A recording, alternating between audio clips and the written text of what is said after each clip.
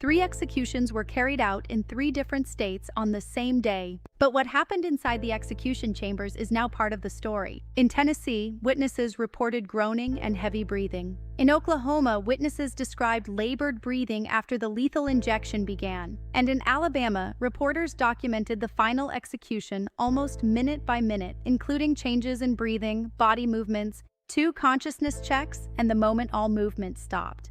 By the end of August 13, 2026, all 3 men were dead. It was the first time in nearly 16 years that the United States carried out 3 executions on the same day. Tonight, we're going beyond the official times of death. This is what witnesses reported seeing and hearing inside each execution chamber. We begin in Tennessee with the case of Anthony Darrell Hines. 66-year-old Anthony Darrell Hines was executed. He was executed at Riverbend Maximum Security Institution for the 1985 murder of Jean Jenkins. Jenkins was 54 years old and working at the Seabond Motel in Kingston Springs when she was killed. Hines would ultimately spend approximately 4 decades under a death sentence. But in the days immediately preceding his execution, attention turned toward how Tennessee intended to carry it out. Only months earlier, Tennessee had attempted to execute Tony Carruthers. That execution was eventually abandoned. Officials established 1-4, but were unable to establish the required second line despite prolonged attempts. Governor Bill Lee stopped the execution and granted a reprieve.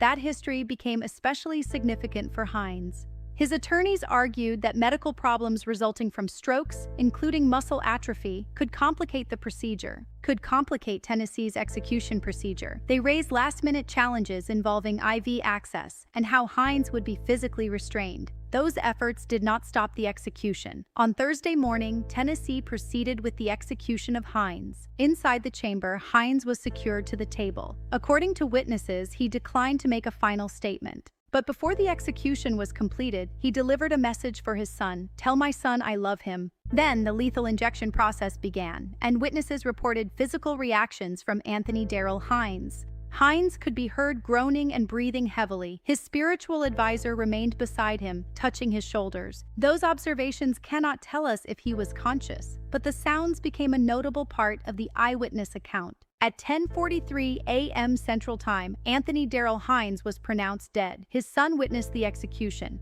Afterward, Jean Jenkins' son addressed concerns about suffering. His response was unsympathetic toward Hines. He said he hoped Hines had experienced severe pain, pointing to what his mother endured 4 decades earlier. 30 minutes before Tennessee pronounced Hines dead, however, another execution had already ended, moving to Oklahoma. Hundreds of miles away in Oklahoma, 70-year-old Carlos Cuesta-Rodriguez faced execution for the murder of Olimpia Fisher. Fisher was preparing to leave their relationship when he killed her. Years later, he expressed remorse. He did not ask the Oklahoma Clemency Board to spare his life, saying he did not want or deserve mercy. On August 13th, Cuesta-Rodriguez was taken into the chamber. Members of his family were among the witnesses present. Before it began, he looked toward them and expressed his love. He declined to make a formal final statement. At 10:02 a.m., the lethal drugs began flowing. Witnesses then observed a change in his breathing, describing it as labored. Justin Ferris later suggested this could be associated with sleep apnea. The execution was described as proceeding without incident. 11 minutes after the drugs began flowing, it was over. At 10:13 a.m. Central Time, he was pronounced dead. Olimpia Fisher's family did not attend. A statement from her daughters spoke of faith,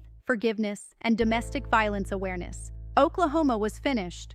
30 minutes later, Tennessee pronounced Hines dead, but the third execution was still hours away in Alabama. We move now to Alabama, where reporters documented the procedure in greater detail. And this time, media witnesses recorded a remarkably detailed timeline of what they observed throughout the entire process. 42-year-old Jeremy Tremaine Williams was sentenced to death for the 2021 sexual assault and murder of 5-year-old Kamarie Holland. Williams took an unusual path toward his execution. He pleaded guilty and eventually asked for his death sentence to be carried out. Kamarie disappeared from her mother's home in Georgia. Her body was later discovered across the state line in Phoenix City, Alabama. Her father remembered his daughter as an energetic little girl who loved princesses, dressing up and making people laugh. At 5:53 p.m. Central Time, the curtain opened. Williams was strapped to an execution gurney beneath a white sheet. Then Williams was asked for a final statement. He spoke about his faith and God's forgiveness before ending with,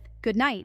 Initially, witnesses reported that Williams smiled and appeared to say or sing something while moving his head from side to side. Then his breathing changed. At approximately 6:01 p.m., an execution team member approached. Then came the first consciousness check. Williams was pinched on his arm. Witnesses reported some continued movement until 6:04 p.m., when the team performed another consciousness check with no response. At 6:05 p.m., additional fluids flowed. His body movement quickly stopped. At 6:10 p.m., the curtain was finally closed. At 6:16 p.m. Central Time, Jeremy Tremaine Williams was pronounced dead. He became the third person executed that day. By Thursday evening, all 3 death warrants had been carried out in Oklahoma, Tennessee, and Alabama. 3 states, 3 lethal injections, 3 executions in a single day. The first time in nearly 16 years that this has occurred. Witnesses in Tennessee heard groaning, in Oklahoma, labored breathing, and in Alabama, a documented progression to no response. Those observations do not establish whether any of the men consciously experienced pain. They are the first-hand observations reported by people. And behind these executions were the victims: Jean Jenkins, Olimpia Fisher, and 5-year-old Kamarie Holland. 3 cases moving through the death penalty system reached their final outcome on the same day. Subscribe to Case File Reports. Case File Reports follows these cases from the death warrant to the very end. Subscribe and follow each case with us. This is Case File Reports.